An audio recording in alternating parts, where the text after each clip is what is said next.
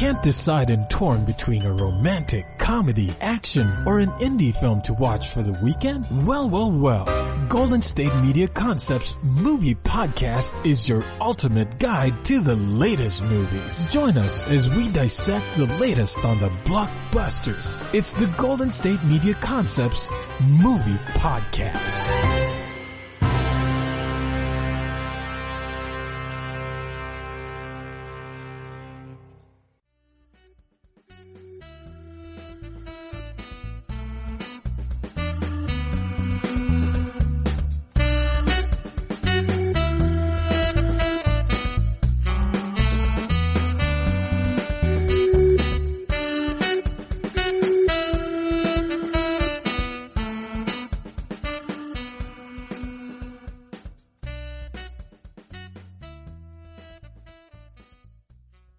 Hello and welcome to the GSMC Movie Podcast, brought to you by the GSMC Podcast Network. I'm your host, Casey Baum, and I hope that you are all having a wonderful week, a wonderful Wednesday. Today is July 15th, and I thought that a fun theme for the day, because a lot of the films getting released on digital are family-related, a lot of children's media, because everyone is chilling at home for quarantine. The fun theme for the day would be a young adult day, so that's the theme.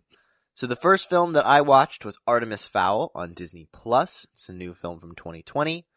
The weekly watch this week was Percy Jackson and the Lightning Thief. I had seen it before, but not in a very long time. And then my recommendation for the week is Where the Wild Things Are. Maybe a little bit oriented towards older viewers, but still in the same vein. And then my final segment, you may remember that earlier, one of my first episodes, I did sort of a general review of the MCU, the Marvel Cinematic Universe. And I kind of wanted to do something like that again, because there are definitely some big blockbuster movie series that have already come out that I probably won't be reviewing in depth or taking one of them out of context to review, but I may watch them as a series or watch them together, and so I just want to talk about it in general. And after my MCU rewatch, my family endeavored on a Harry Potter rewatch, so I'm going to be talking about the Harry Potter series in general, some of my thoughts on it, and then unlike the MCU, I'm actually going to rank the Harry Potter movies in my own humble opinion. So that's today's episode. I hope that you are all excited. I'm very excited for this episode, but let's get right into it.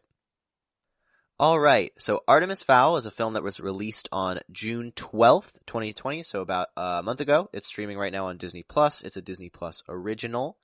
And it follows a young boy named Artemis Fowl, who is a rich child prodigy living in Northern Ireland. And after his father gets kidnapped, he discovers the existence of fairies and other magical creatures and must use their aid to help get his father back. So there's a lot of extra context around this film. While not necessary to enjoying the movie, is definitely helpful to know. So this is based on a very popular children's series, a long-running children's series, so it's not just one book. It's also been in production and pre-production and post-production for a very long time. I think the earliest that was aware of it being in development was like 2011. People were definitely hopeful for things going on in 2011, 2014, 2015, and it is only just getting released. So it may feel a little bit dated, and that is probably why, because this is a children's series that was around in kind of the 2000s, the aughts. Once again, love that word. So if it feels like a film that should have been released around then, that's probably why.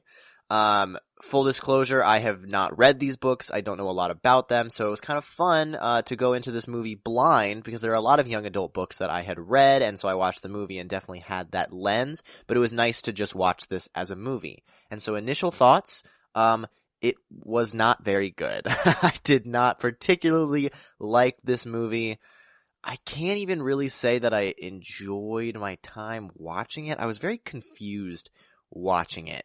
So I've got a lot of thoughts about this movie, and not a lot of it is positive. But let's talk about why. So like I said, I have not read the books, and so I'm only judging the story from perspective of the film. I have a few friends who are very into these books and have told me some of the things that are different in the books and the movies that I have since somewhat forgotten. I know some of it, but I definitely do not know enough of it to articulate to you guys. So I certainly cannot speak on behalf of the book, but I can talk about the movie. And the screenplay is the weakest part, in my opinion. It was the thing that left me confused about everything that was going on. It starts out... So, okay, throughout this review, by the way, there will be minor spoilers. I may not mention them before they happen, so if you want to go in completely blind, I would recommend waiting to listen to this review. But if not, these aren't going to be major plot point spoilers. They're just going to be some minor things here and there. But overall, the script, fairly weak. It's an odd structure because most films are... Particularly young adult films are centered around adventure and action and moving around and going to different places and figuring out new things. The bulk of this film takes place in one location. The entire climax and most of the second act really takes place in Artemis Fowl's estate, which is extremely odd because the whole time I was kind of just waiting for the action to start or for the adventure to get going. It's like, all right, cool. We got this little battle at the house. Where are we going next? Especially in a mystical world with mythical creatures, I would have wanted to see some of the places that we go. And I'll talk about the production design of the actual mythical place in a little bit, but we don't really get to see much of it, particularly any of it from Artemis Fowl's point of view, who is our protagonist and our build-up. As far as the first act, that doesn't necessarily all take place at that house. It is all exposition, and most of the exposition centers around who Artemis Fowl is as a character. And as a character in the film, he's fairly obnoxious and very bratty, and we are not really given a chance to root for him because we don't really like him.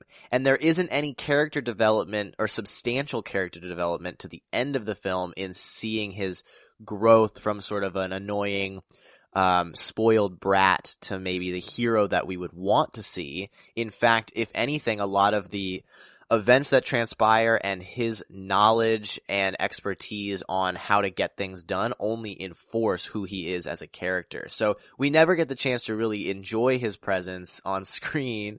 And so from a protagonist standpoint, Artemis Fowl is not a very interesting character to follow. And since all the exposition relies on that, we don't actually get much exposition on the world of the fairies, which I would argue is a more important place to be putting your exposition, because that's what we don't know about. Artemis Fowl is a human. We know what a bratty kid is like overall, but we don't know a lot about the fairy world. And although we see some of it, most of the rules of who the creatures are, what they do, why they feel certain ways, what their motivation is never explained. And that becomes a problem in the second and third act because we have never learned anything about these characters. They exhibit mythical powers that we've never learned about. We don't know what the rules of their world are. There's certain moments where they use gadgets that then malfunction, and they didn't malfunction earlier in the movie and everything turned out fine, and now they are, and we don't know the actual effects of what that means or what the gadgets even do in the first place. Because all of the mythical creatures are sort of a technologically advanced culture.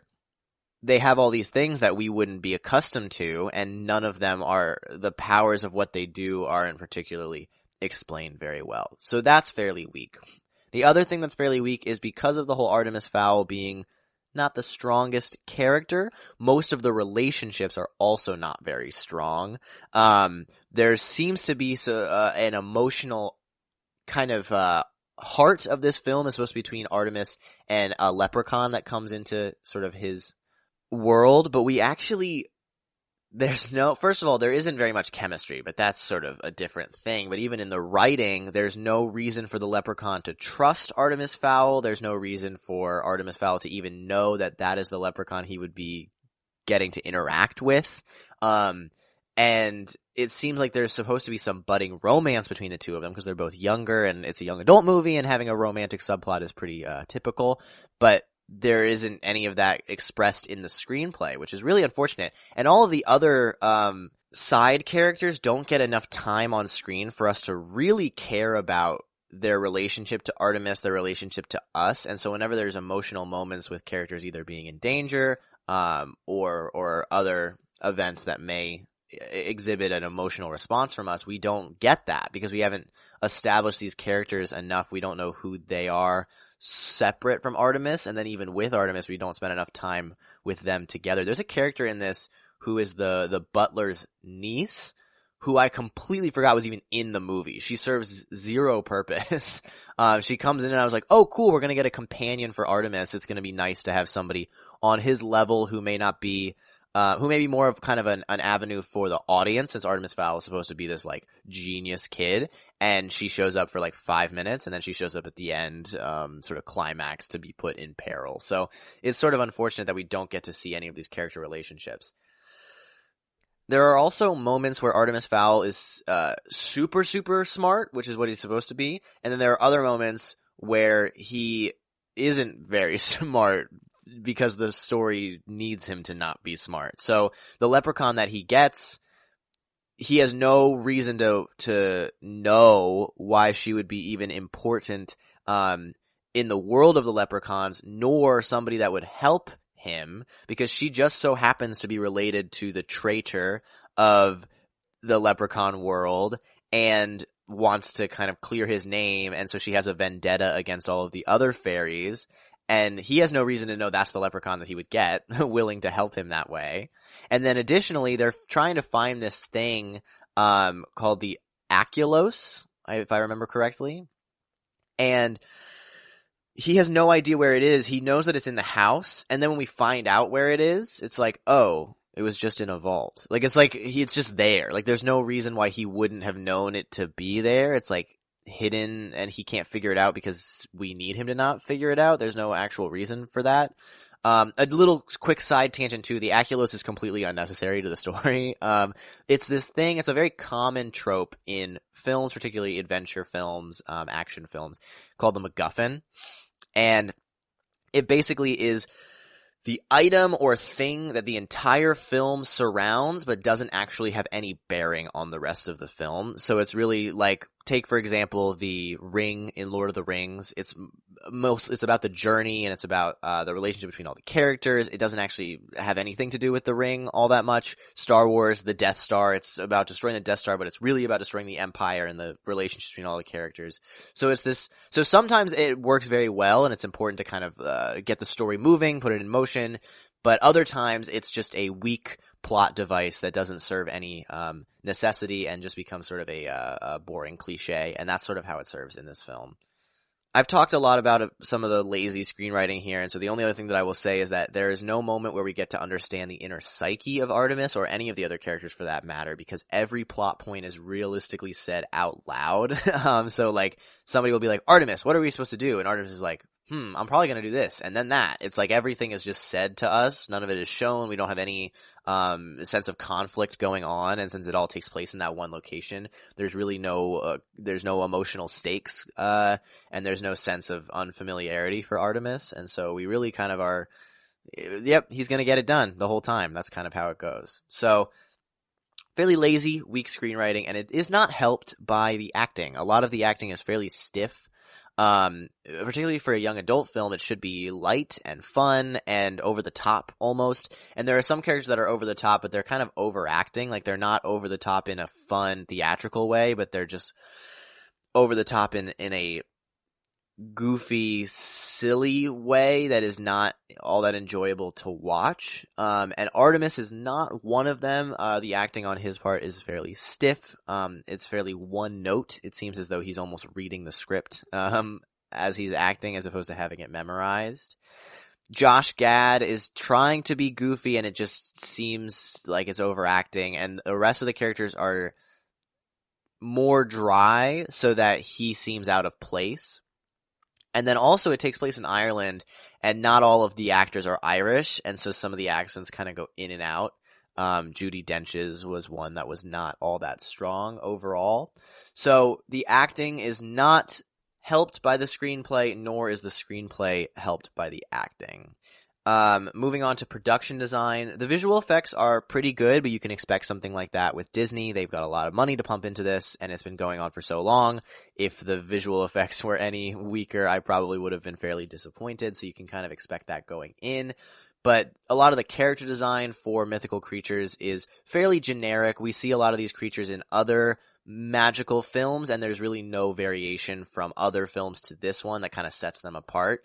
Of course, there are traits for these creatures that we have to see to really know who they are or like what character it is, but most of them are pretty exhausted. They seem to be taking a lot from Harry Potter or Spider Chronicles, like a lot of those kinds of films, even Lord of the Rings. Lord of the Rings kind of pioneered a lot of those tropes. So there's really kind of no creativity going on in the character design. There's also no puppets, which is something that I find really frustrating because it's heavily relying on visual effects. And whenever you have puppetry in a film, so take a lot of early Star Wars, for other creatures, you just get this sense of realism that is kind of lost in visual effects. And of course, the visual effects are easier in some respects, a lot less cost effective, but the puppets, I think, adds to that level of realism that really would have benefited in this film. So I'm kind of upset that that was not the case.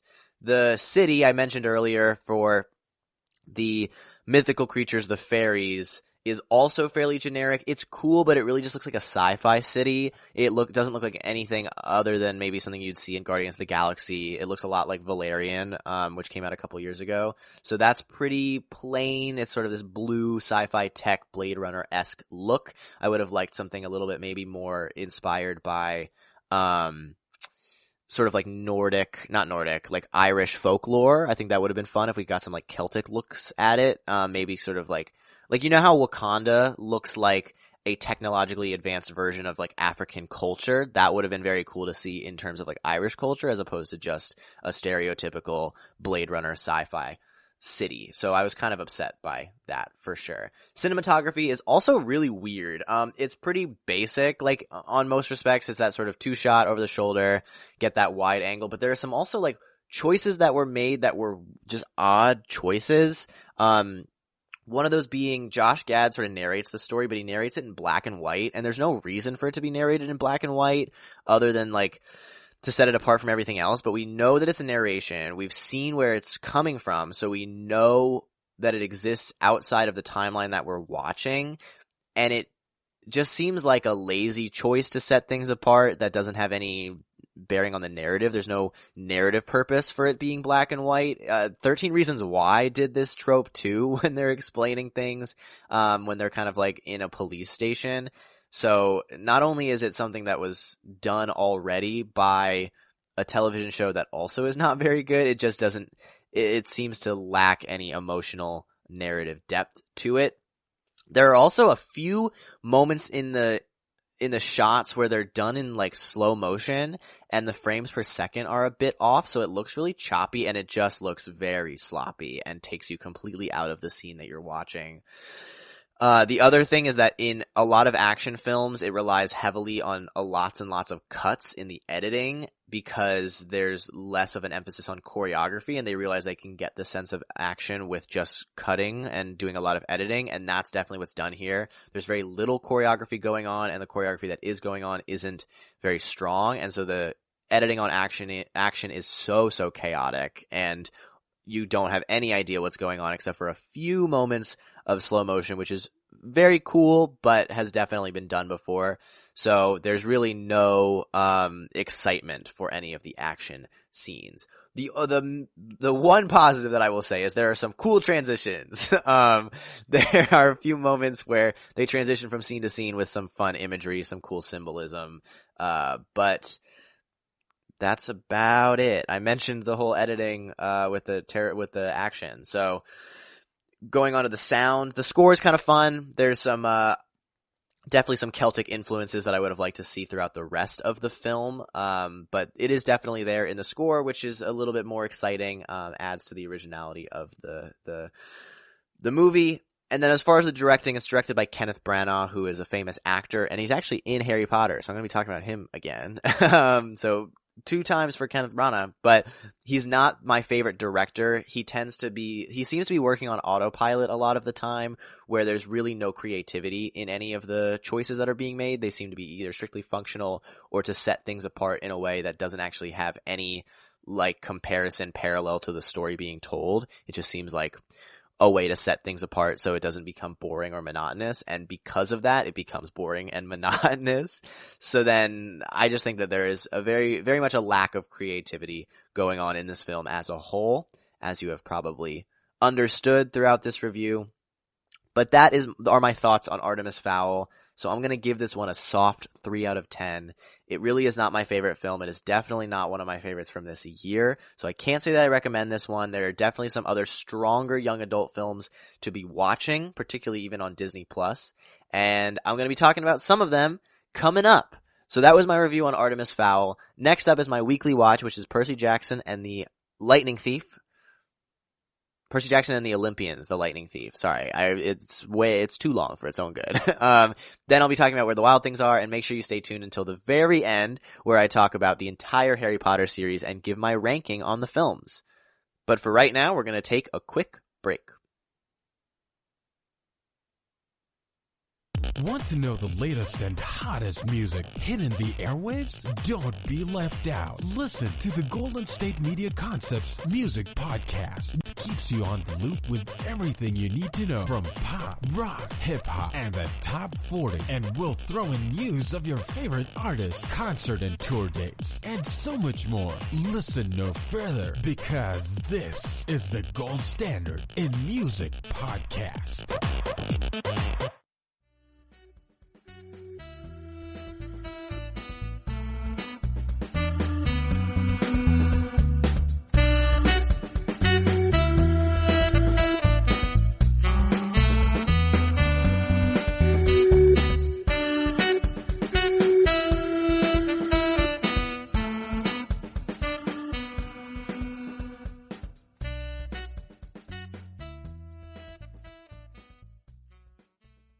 Welcome back to the GSMC Movie Podcast. I'm your host, Casey Baum. If you are just tuning in or skipping around a little bit, I have just given my review on Artemis Fowl. I'm now going to go into my review of Percy Jackson and the Lightning Thief, and finally I'll be reviewing Where the Wild Things Are, but stay tuned until the very end, where I talk about the entire Harry Potter series at large and give my ranking of the series.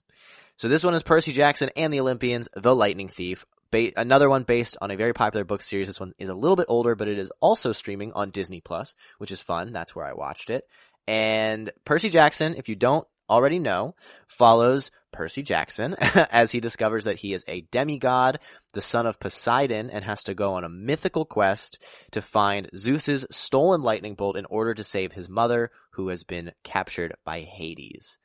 So, super fun. It's a beloved book series. This one is going to be a little bit of a different review because I am not as impartial as I was with Artemis Fowl. This is a book series that I read. I loved when I was a kid. I was definitely sort of the age demographic. For anybody that wants like some sort of like comparison, this was kind of like my Harry Potter. This was like everyone my age read this book. We were all deciding like who was our godparent as opposed to like what house we were in. So I love these books, and I actually watched this movie before I even read them. So this movie came out in 2010, and then I started reading it like immediately after I had seen this movie. And so the books kind of overtook my understanding of what the story was, even though I had watched the film first. And I always remembered enjoying the movie, and then watching again, my initial thoughts is that I really enjoyed it again. I liked it a lot. It is not nearly as good a film, technically speaking, as some other young adult films, or as I would have remembered it when I was 10 years old, but it is very nostalgic for me, and I will say that it is definitely more enjoyable than Artemis Fowl. And it is a better movie. It's not like insanely better. It's still sort of like an okay movie, but I'm fairly partial, fairly nostalgic for this film, and it's an extremely enjoyable watch, I would think, for everybody. So let's get into why. One of the nice things about this film is that it really gets into the meat of the story. There's a lot of exposition kind of throughout the film, which I would argue is unnecessary in a lot of places. But unlike a lot of other young adult films where we see our protagonist existing in their normal world for a very long time. Percy Jackson really gets into sort of the craziness of Greek mythology within the first 5-10 minutes, which is really nice. We get to kind of see what's going on, and that's the thing that all of us ultimately care about. So it's really nice that we get right into it. The structure is a little bit less traditional than some other young adult films. It's basically a road trip movie, which is really fun. You get to see the different set pieces, the different locations, and how our characters exist in a lot of different spaces, both in the real world and in the mythological world. So that's also very cool, and it makes for some very fun scenes. Again, I'm speaking on behalf of the film. I know that a lot of it is obviously based on the things in the book, but it really does create some fun set pieces, and there are some very fun moments that take place here for some visual gags, maybe even just some actual gags in the screenplay.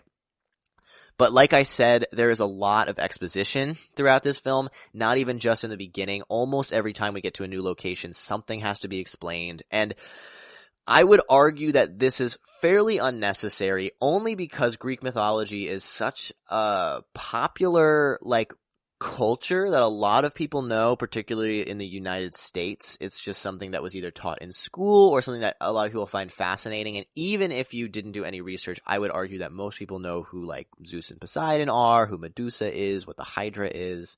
And so a lot of that exposition feels unnecessary. It takes up a little bit more time than would have been nice. This film is 2 hours. I think you definitely could have trimmed this film down at least about 20 minutes maybe, because there's definitely some unnecessary moments of kind of explanation for Percy that the audience doesn't even particularly need.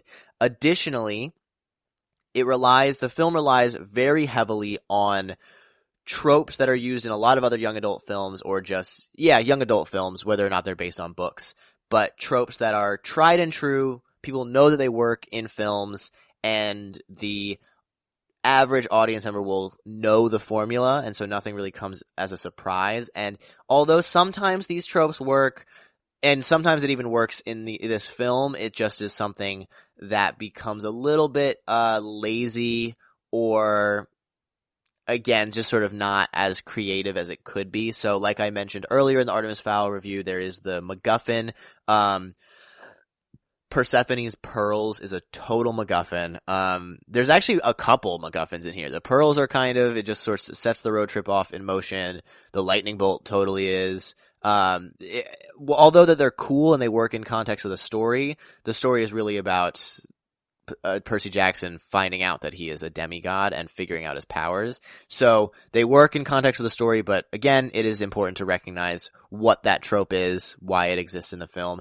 Additionally, another trope that I can talk about is called Mary Sue. It's basically a protagonist who is perfect, who, although there is some conflict going on, can adapt to anything very quickly, doesn't really go through any major hardships. And I will say that Percy is kind of a Mary Sue. He gets the hang of everything very quickly, and it kind of just makes for a lack of tension in a lot of places. There are definitely some moments that would have been nice if he didn't know what was going on, didn't know how to figure things out, and he is definitely always the one to figure it out overall, despite having some help with Grover and Annabeth.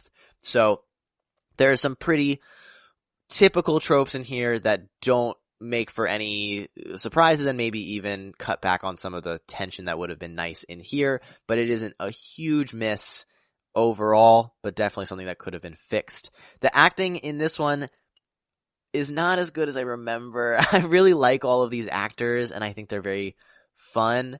But again, I'm going to talk about Harry Potter, so I'm kind of referencing things that I'm going to talk about in the future, but they're not nearly as charming. This feels like it was supposed to be the cultural replacement for Harry Potter.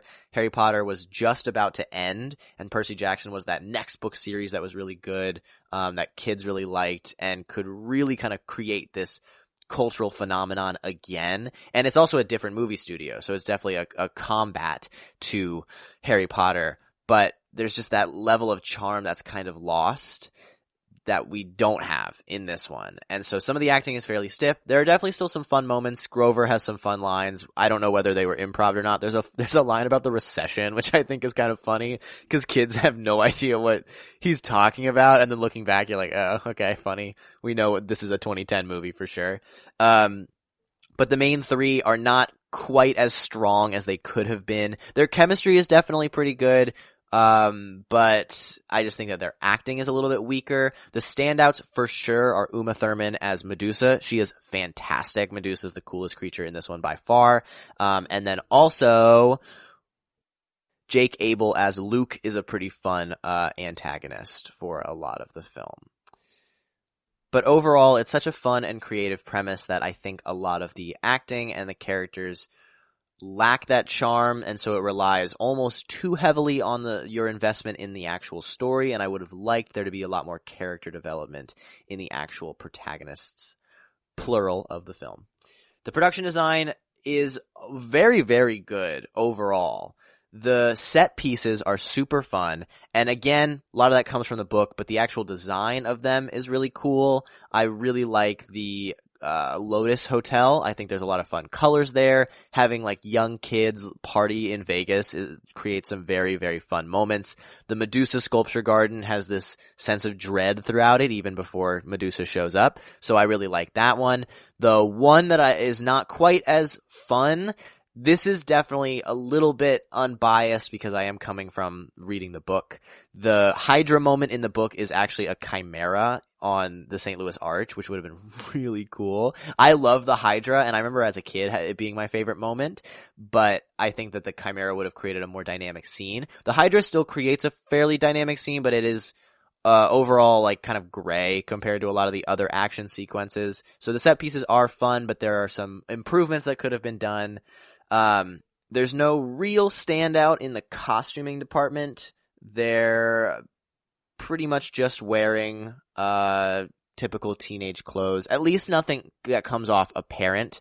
Even the gods don't wear anything that's all that reminiscent of their stature, other than maybe some of the colors when they become people. So there's not all that much going on in the costume department. But the other production design thing that is very cool is the visual effects are fantastic in this movie. Obviously 2010, there's still a lot of visual effects that were great in 2010, but for a young adult movie, you're not necessarily expecting that as much back then. And Artemis Fowl, something like that, is Disney, who's now, I mean, they've always been sort of a huge company, but particularly now they can pump as much money as they want into something. You expect that. And there also isn't all that much creativity going on with it, but all of the visual effects look great here.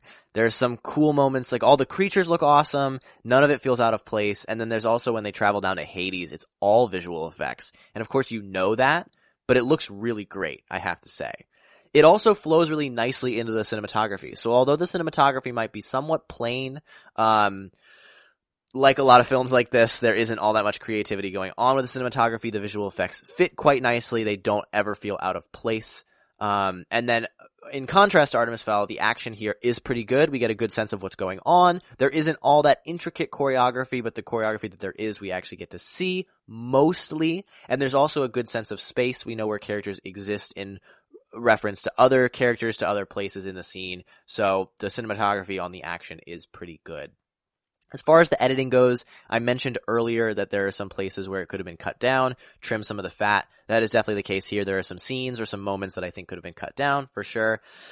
The opening scene with the gods, I think it would have been nice to just get Percy going immediately. The scene where he's underwater, I think, would have been a better start. Ultimately, we want to know what's going on with the lightning bolt, with the lightning thief, but I think that can be established a little bit earlier or a little bit later. So it would have been nice to get right into Percy. I think that first scene is somewhat unnecessary. There are also some small character. This is pretty nitpicky, but there are some small moments where it's like 15 seconds of a character just looking out and then it fades away. Like some of it just feels a little bit unnecessary to me that I think could have been cut down, make this thing a little bit tighter. It doesn't feel like the pacing is all that off. There is still a good sense of pacing, but there are definitely some moments where it slows down more than it should.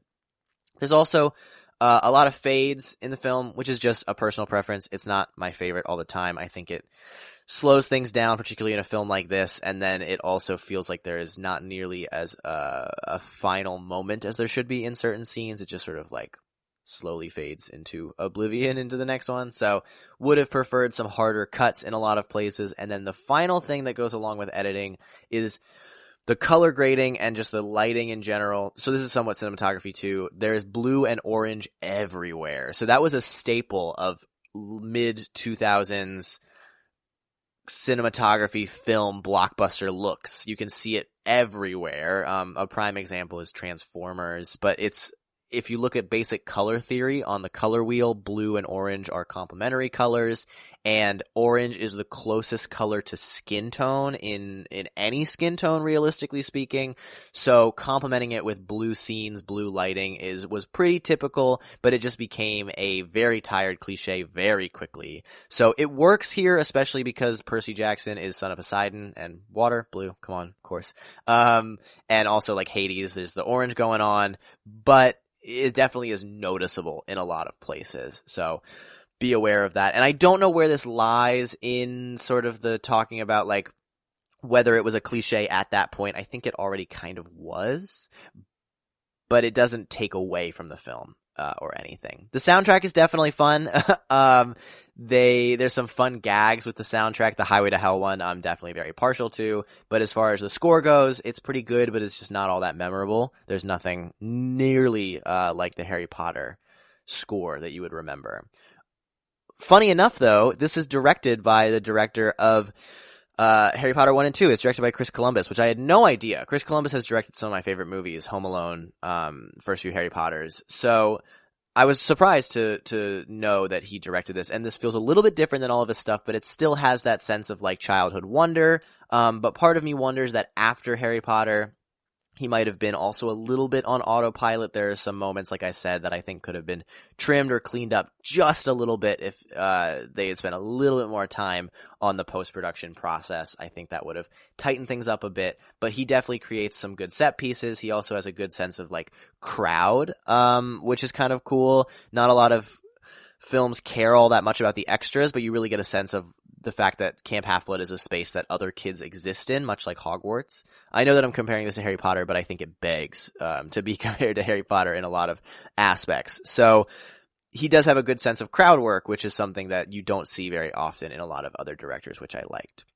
But overall, I do love this film. I think it's super fun, but I'm also very nostalgic for it. So it's fairly entertaining, but could be cleaned up in a lot of places, and there definitely are some moments where it could have been polished some more. So I'm going to give this film a solid to a strong 6, somewhere in that marker. Personally, it would be a little bit higher, definitely for me, but as a film itself, I would give this one about a solid 6. So that's Percy Jackson and the Olympians and the Lightning Thief. I would definitely recommend go check it out if you haven't seen it already, and if you have, revisiting it is also a fun thing to do. But right now, we're going to move on to Where the Wild Things Are, which is my weekly recommendation, and then finally we're going to talk about the Harry Potter series at large. So yeah, but right now, we're going to take another quick break. Tired of searching the vast jungle of podcasts? Now listen close and hear this out. There's a podcast network that covers just about everything that you've been searching. Hey! The Golden State Media Concepts Podcast Network is here. Nothing less than a podcast bliss with endless hours of podcast coverage.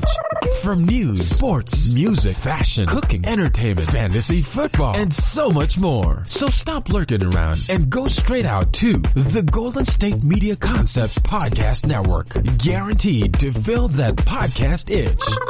Whatever it may be. Visit us at www.gsmcpodcast.com. Follow us on Facebook and Twitter, and download us on iTunes, SoundCloud, and Google Play.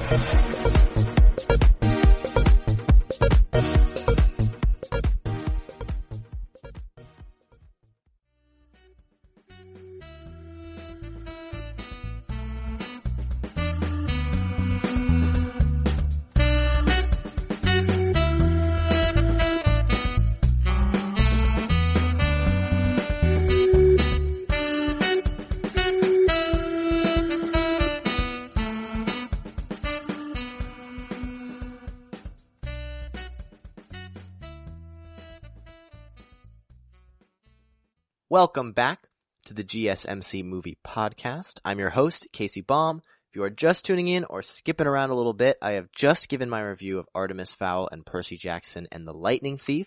I will now be going into my weekly recommendation, which is Where the Wild Things Are. And finally, stay tuned until the very end where I give my overall opinions on the Harry Potter series at large, as well as my ranking of the entire series. So right now is Where the Wild Things Are, which is my weekly recommendation. It's a little bit different obviously than Artemis Fowl and Percy Jackson. It is still based on the book, a book aimed at children, but it's not that young adult novel. It's a children's book. Most of you know which book it is, of course. And I would also argue that the film itself is aimed at a older demographic than Artemis Fowl and Percy Jackson.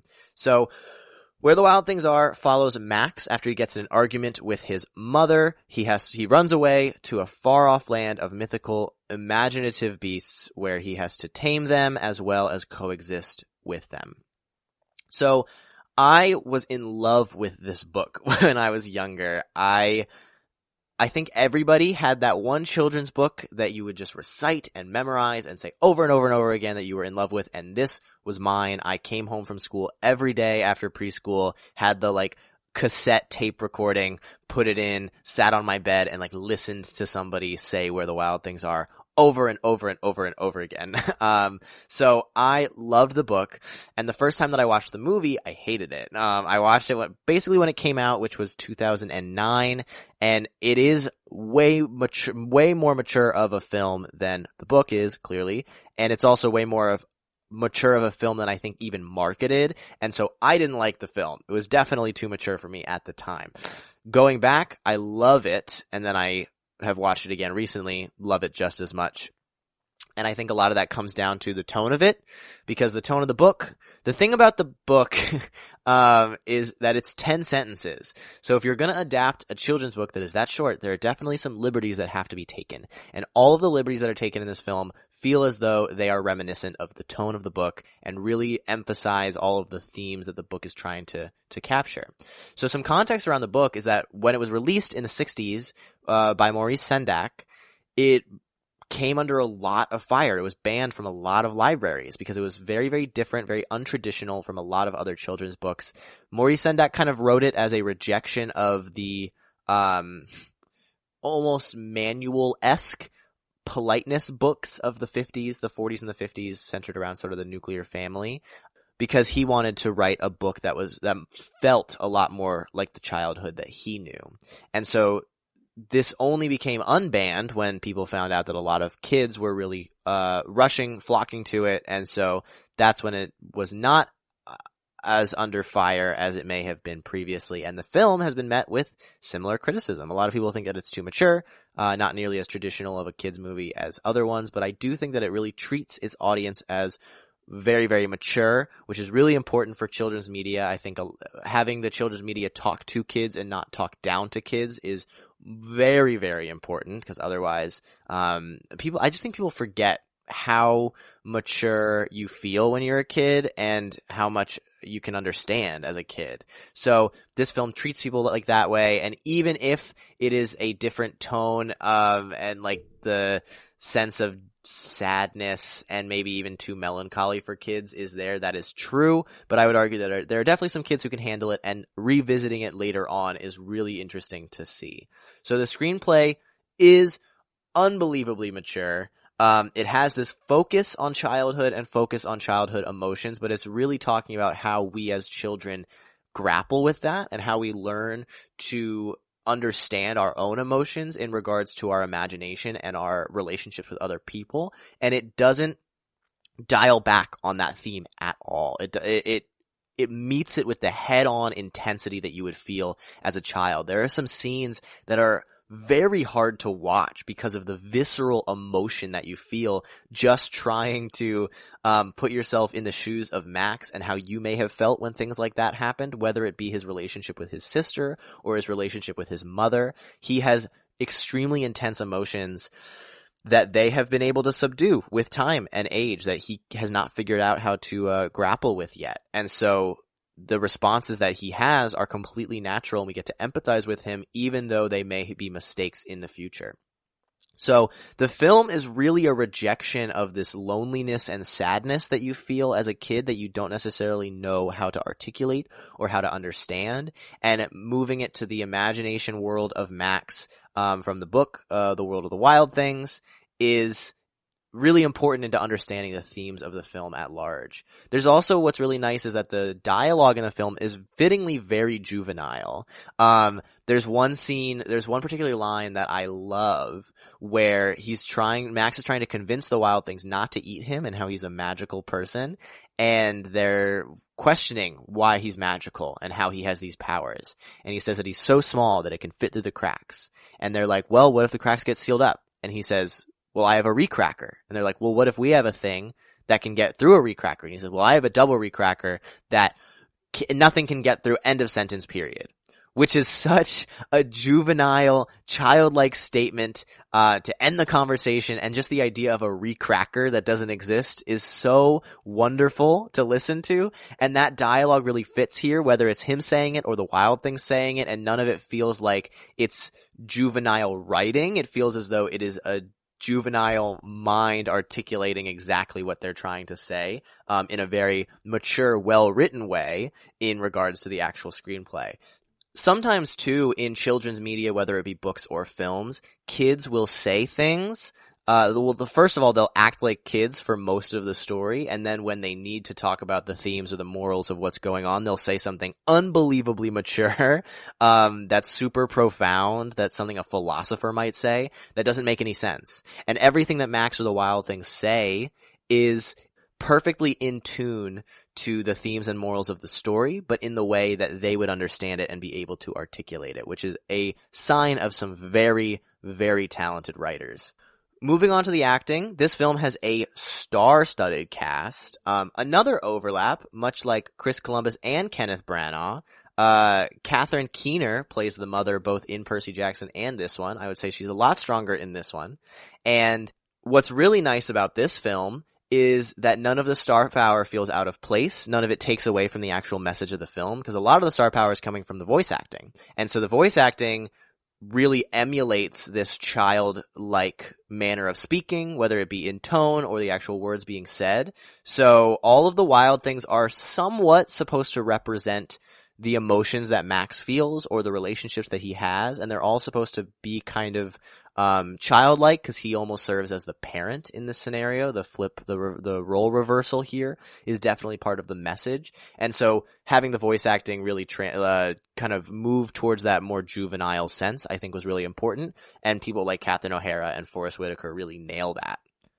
The other real-life side characters, like Catherine Keener and his sister, have a really nice sense of real relationship to him that is not built on the amount of time that we actually see them. So it really feels like they're a family, a dysfunctional family, and his responses and emotions to a lot of the events that transpire between all of them feel really justified. And there's sort of this realness that is brought to those two roles. Even the boyfriend that's played by Mark Ruffalo and the relationship that he has with Max, all the realness that is embedded in these relationships fit into understanding sort of this almost unsympathetic look at who they are through the eyes of Max, because Max doesn't really know how to put himself in those shoes yet. He doesn't know who they are as people because he doesn't even know who he is as a person. And so we get to see that through the lens of the film, which is really, really nice. And then I'd be remiss if I didn't talk about Max. Max is played by Max Records, and as far as I am aware, it was basically his first film. He has one or two credits before that, but it was his first leading role. And I have seen some behind the scenes footage of how Spike Jonze really directed him and was saying to really embrace who he is as a person as opposed to a character. There are also some moments that Spike Jonze hired stunt performers to perform off screen so that Max had that look of wonder in the film or look of sadness in the film based on what was happening off screen. So that was a really fun technique in directing him, and Max really has a portrayal of what it's like to be a kid. He really, really feels like a kid because he is a kid, and he's not trying to act like one. He just is one. So that's really cool. The production design is phenomenal in this film. I mentioned how I was disappointed that Artemis Fowl didn't have puppets. This one used the Jim Henson studio, and all of those characters are puppets because they're such cultural icons as far as kids books goes. Everyone knows what the wild things look like, and translating that into live action can sometimes be very difficult. Maurice Sendak has a very specific style of artwork, and it's really hard to make that look realistic in real life, and somehow they did it. Their movements feel genuine, they feel real, but they also feel a little bit imaginative because they exist in Max's imagination. They all had different stunt performers. There's also a really nice blend of CGI into the actual puppetry. So they used puppets on set, and a lot of those movements come from those performers, but the face is usually CGI'd, so you can actually move the mouth to the right level of who's speaking. You can have some emotion in the face, which is really nice and just emphasizes the actual movement of the characters. There's also a really nice sense of space and locations in this film. So the locations have a sense of isolation and loneliness. They're so vast. We get a lot of these wide shots of them, whether it be in like this large forest or the large house that they're building or the sand dunes in general. Everyone, you kind of feel small and feel alone, which is really how you feel as a kid a lot of times. So having the setting juxtapose those emotions that Max is probably feeling really just emphasize how we're supposed to be feeling in watching the film, which is amazing. And I mentioned there with the cinematography, there is this sense of like large space, that Max is existing in a space that might even be too large for him in a lot of senses. And when you go back to when he lives in the real world, there's a sense of kind of claustrophobia that he shouldn't exist here, or that he's unwelcome here, or that his personality is too big for the smaller emotions that everybody else is having. The camera tends to be really close, whether it be on him or everybody else. So there's this seemingly smaller feel that he exists as a larger entity in this smaller space, that he's not welcome, which I think is a very cool thing to be doing with the camera. And there's also a lot of these chaotic camera moments that really show the chaos and craziness of a young child running around, and that happens both in the real world and in the imagination world, which I think is super cool. The editing complements those moments really well because there are some intentionally choppy and chaotic editing, which I think is supposed to emphasize what it is to be a kid and the psyche of a kid and how fast-paced your mind might be moving at a time like that. There's a solid balance, though, of that chaos and the calmness that exists in the settings in the film, and ultimately the calmness and sense of nothingness that you might be feeling when you're isolated as a kid. So there's a really nice balance there that benefits both the pacing and the narrative storytelling of the film. The sound, the score is super cutesy. It's super silly, but it also kind of has this layer of maturity to it, much like the film, that when put onto a scene that is maybe a little bit heavier, it doesn't feel out of place. In fact, it feels like it fits perfectly, that it kind of has these two almost contrasting ideas that fit perfectly in the mind of a kid and in the film itself. So this film is directed by Spike Jonze, who also directed Her. I am in love with Spike Jonze. I think he is one of, if not my favorite director. You may also know him from Being John Malkovich. Sorry. He, I think, just has an air of creativity that he brings with everything. All of his stories are out of the box and weird, and having him do a film based on a book that already is kind of avant-garde and weird and put that into a film to use those messages works extremely well. He really knows what he's doing, and he understands the maturity of his audience, particularly his young audience, and his grasp of really strong aesthetic that isn't aesthetic for aesthetic's sake. It's really one that complements whatever story he's trying to tell. So a lot of the colors here are very muted. The settings, like I said, are super vast, and the visual effects work really well, or the blend of visual effects and CGI work really well in trying to show the emotion of these characters. So he really has a sense of what aesthetic he's bringing to the film based on the story that he's telling. So he, I think, was the perfect person to tell this story.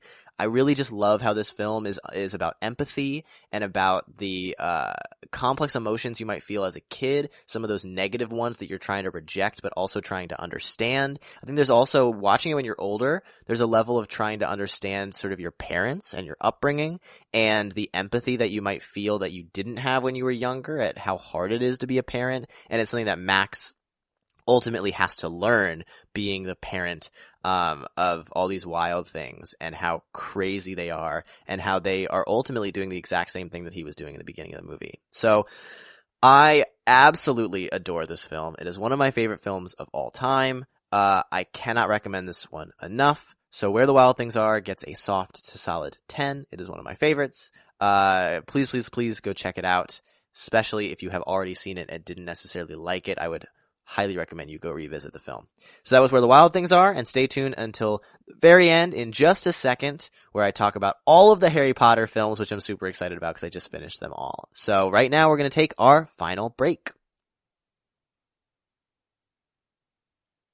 Watching TV has changed over time. Streaming has become the new norm. That's why Golden State Media Concepts television podcast dives headfirst to the world of cord cutting. Want to be on the loop of what's hot in Netflix? Or if it's not a preference, what about original shows in Hulu? We've got you covered. Join us as we fill in the blank and talk about movies to stream and what show you should be binging. This is the Golden State Media Concepts television podcast.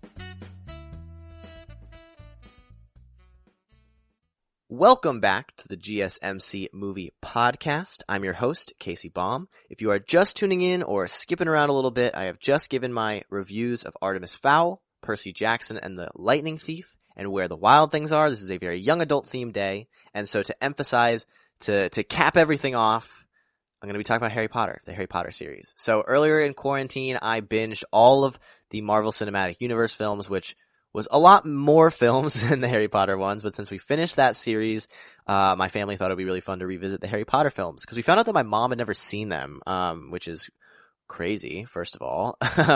So we decided to rewatch them. I hadn't seen them in a long time, and I'm hoping that I don't get into too hot water with this segment, because my opinions may not be the most popular.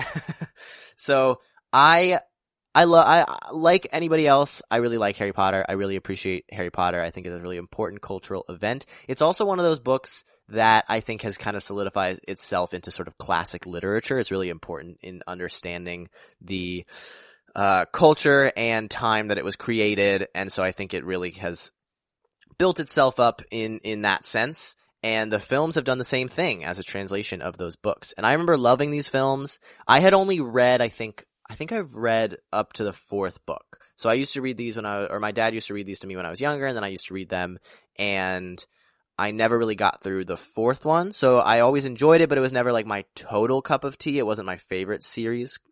Cup of tea was not a British pun, I promise. But I do remember really liking the movies. I had seen all the movies. I had a lot of friends that were super into them, and they were kind of the most mature films that I had seen at that point in my life, which was very exciting as a younger kid. And so revisiting them, I have to say, overall, I was a little bit more disappointed than I wanted to be. They aren't quite as strong as those nostalgia goggles, I think, tell us they are.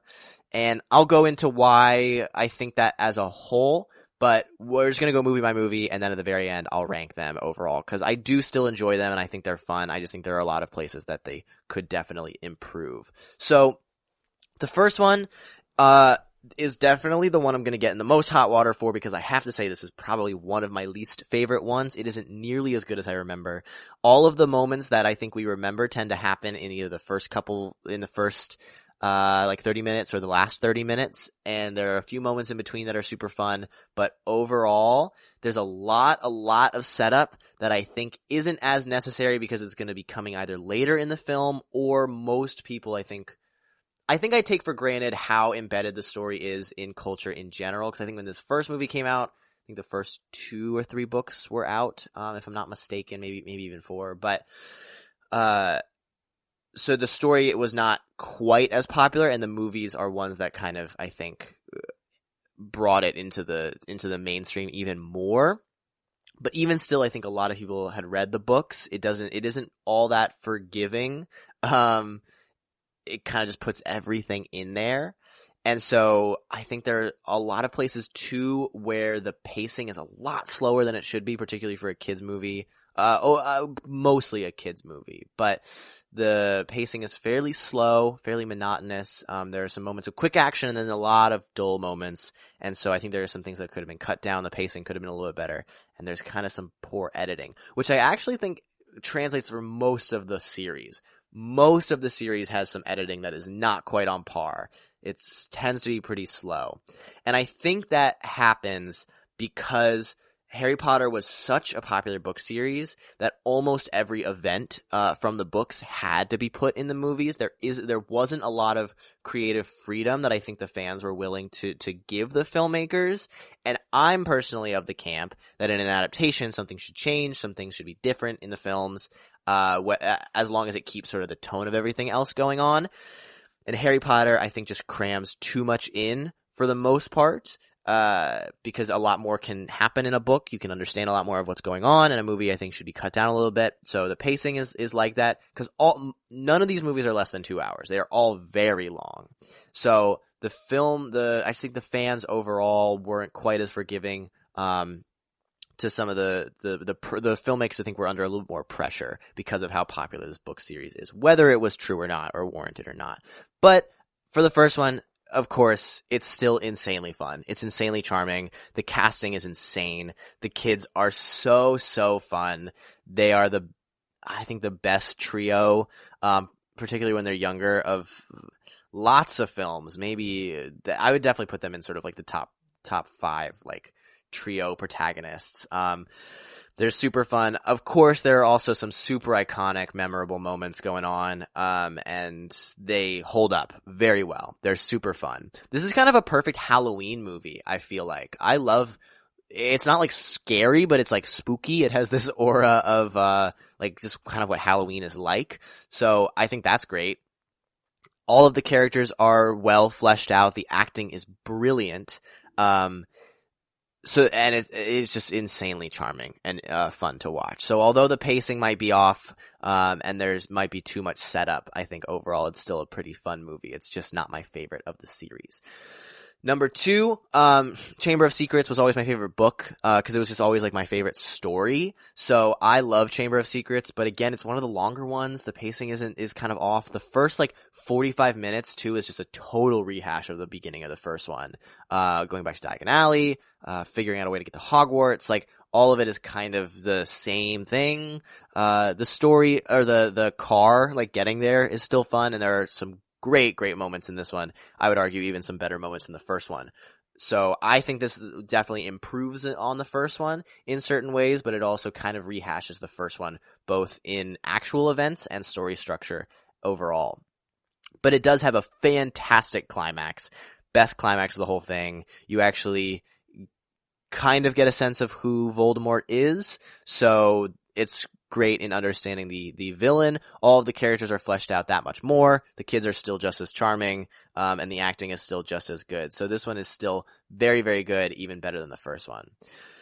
Number 3, also the first 2 are directed by Christopher Columbus, so they have a different feel. They feel like kids movies, or at least family-friendly movies. And then we get into the third one, which is very different. We get Alfonso Cuarón, who is an Academy Award-winning director, and he has a very fresh take on the world. We get to see the magical world in less of a like spectator view and more of an actual participant. It's not as like showy, like show-offy. We actually just get to see all of these things happening. The story structure here is great, particularly with the use of the time turner. We get to see some cool moments again and how they sync up, which is awesome. So the pacing is quicker. It's more chaotic. It's a little darker, which I think is fun. As far as the story goes, it almost feels unnecessary, because it's like it doesn't have really any connection to Voldemort. I saw this one super recently, so I don't think I'm wrong. But like, it's important in understanding some of the characters, but the whole story isn't the most important. But I give it a pass because it's super cool. And the filmmaking is very, very good. There are still some things that maybe could have been edited out, but the pacing is definitely stronger in this one. I'm also a little bit mad that Sirius Black isn't in this one as much. There are some characters that I remember like loving who are not in the series nearly as much as I remember, and Sirius Black is one of them. He's really only at the end of this one, and then he only comes back kind of in the fifth one for not all that long either. So then the fourth one is my favorite one. I love, spoiler for my list, but whatever. But I love this one. It's actually the longest film, but somehow the pacing works better because all of the sort of like quote unquote duller moments actually serve to enhance our understanding of these characters that we've come to love because now they're teenagers and there's this like angst going on. They all kind of hate each other and kind of have like beef with each other.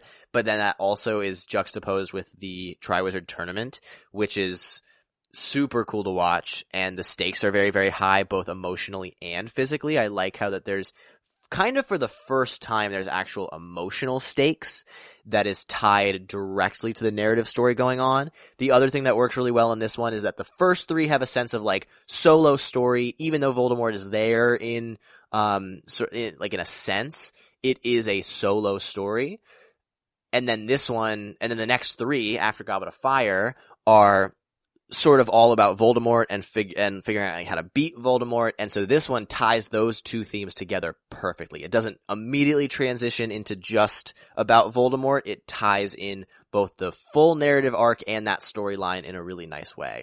So I love Goblet of Fire. I think it's awesome. The other thing I think is great is that there's always an intro in Harry Potter, like before they actually get to Hogwarts, and making that intro be in the magical world, I think it is great because the Dursleys are like, I get it. I get why they're there, but they're really just kind of like boring to watch, and it's not nearly as fun. You're just waiting for the magic stuff to happen. So having it be at the Quidditch World Cup, which first of all is a great concept, like that's awesome. And that kind of directly ties into the story later on. I just think that this one is great. Almost perfect. Number 5, Order of the Phoenix. I realize that I haven't been saying any of these names, but you guys know. Harry Potter and the Sorcerer's Stone, Chamber of Secrets, Prisoner of Azkaban, Goblet of Fire. You guys got it. We know. And so then this one, Order of the Phoenix, is also very good. I kind of forget where things are in my list. I'm sorry. But this one is pretty on par, I think, with the third one. Not quite as strong as the fourth one.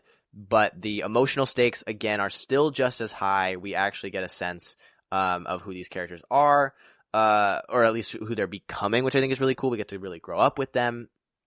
And so the stakes are very high, both emotionally. We get to see some other fun characters that we don't see as much. This really has an emphasis on all of the kids, which I think is great. There are obviously some moments with the adults that are fun, and the adults are just as important as the kids, but I really like seeing the relationship with all these kids at Hogwarts.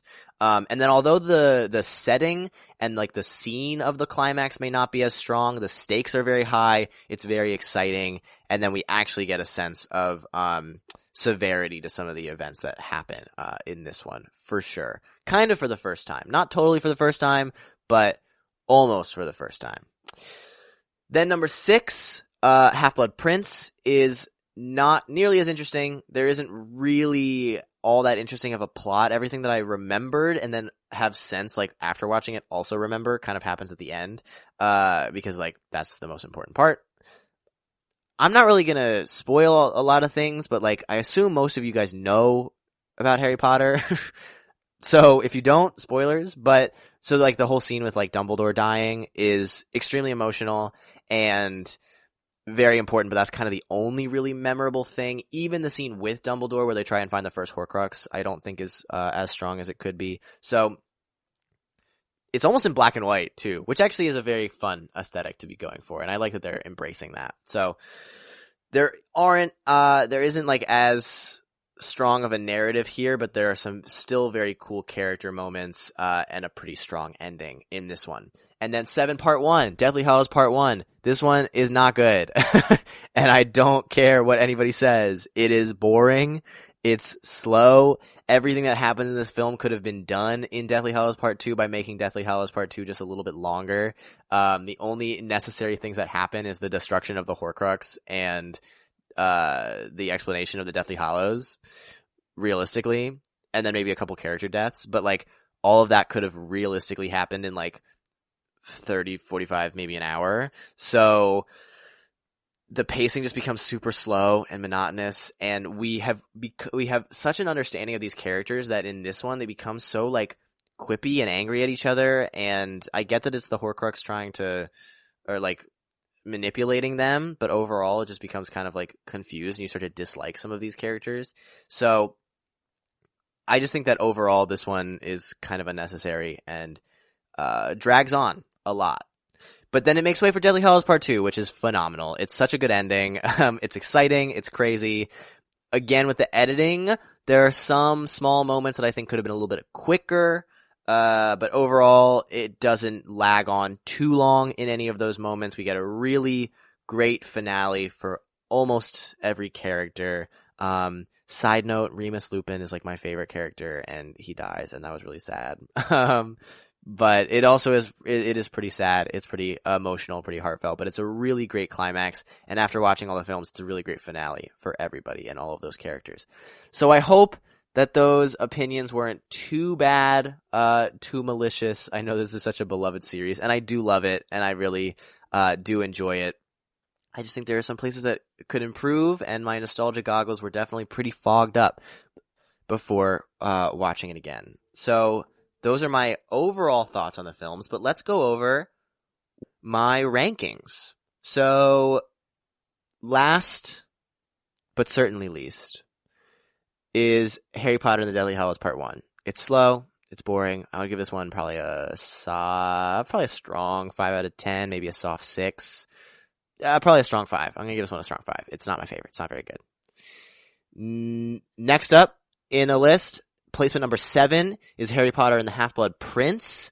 I just think the story is a little bit weaker. It's just not my favorite. Don't love it all that much. But still, I would give this one probably a soft 7, because it is still maybe a strong 6. Let's do a strong 6. Because then we got Harry Potter and the Sorcerer's Stone, or Philosopher's Stone. And that one also, I think I would probably give a strong 6. They're about tied. Okay, I'll give that one a soft 7, because it really created the story of Harry Potter, and it still is very fun. I just think the pacing is really slow, and I think it becomes really boring. I'm sorry. Then right after that, in 8, 7, 6, in 5th place is Prisoner of Azkaban. I really like the tonal change, and even though it's in 5th place, all of the next few are kind of on par with each other, and there are some really great moments in here. The story is just not as much my favorite, and I think introducing the Time Turner brings up some weird things for the rest of the story that they never bring up. So, yeah, there's that. But that one, so I'll probably give that one like a strong 7, soft 8. Next up in 4th place is, to my dismay, Chamber of Secrets, because I always thought that one was my favorite, but it still is pretty slow, pretty long. So that one is also going to get a soft 8 out of 10, but I do love this story. It is so very fun and so very charming. Then after that, number 3, we're into the top 3, is Harry Potter and the Order of the Phoenix. This one is very exciting, very fun. The filmmaking is great. The characters are fun. It's really, cool just to explore the characters and how they're growing. So that one is also going to get a soft 8 out of 10. That and Chamber of Secrets could probably go back and forth. I just think that Chamber of Secrets, the filmmaking isn't quite as strong as Order of the Phoenix. And then, kind of tied for first. No, I'm going to do second and first. Second place is Harry Potter and the Deathly Hallows Part 2. It's so exciting. It's a great finale, although maybe it could be improved a little bit. Not all that much. It is still super fun. So that one is going to get a soft 9 out of 10. And then Harry Potter and the Goblet of Fire is my favorite. It ties the two themes of both sections of the series expertly. It has really great emotional stakes and really great physical stakes. So that one is a solid 9 out of 10. So that's the Harry Potter series. I know that there's a lot of controversy around it right now with J.K. Rowling. Definitely some important controversy. But that's not what I'm addressing here. I'm talking about the movies. So that was solely from a movie standpoint, not from a book narrative standpoint. Because there are also some things that I would want to bring up in talking about the book story of the books. But whatever. That's a different day. If you want to hear that, if you want to hear my opinions on that, it's not a book podcast, but if we want to talk more about Harry Potter, I'd be happy to. If you have any opinions on that or any opinions on anything else, whether it be something you want me to talk about, something that I have talked about, something that you think that I'm wildly wrong about, please tweet. Either me, Shub, or Elizabeth will be seeing it on the GSMC Movies Twitter, which is GSMC_movies. I would also strongly recommend you go check out some of their reviews. They have some excellent episodes, some really great insights, and I hope that you enjoyed this episode. This one was really fun to talk about. I love young adult movies, and I loved a lot of the movies that I talked about today.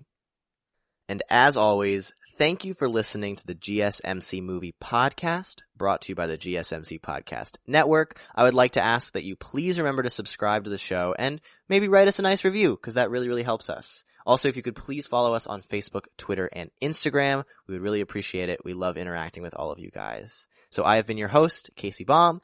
Thank you, and have a good night. You've been listening to the Golden State Media Concepts Movie Podcast, part of the Golden State Media Concepts Podcast Network. You can find this show and others like it at www.gsmcpodcast.com. Download our podcast on iTunes, Stitcher, SoundCloud, and Google Play. Just type in GSMC to find all the shows from the Golden State Media Concepts Podcast Network, from movies to music, from sports to entertainment, and even weird news. You can also follow us on Twitter and on Facebook. Thank you, and we hope you have enjoyed today's program.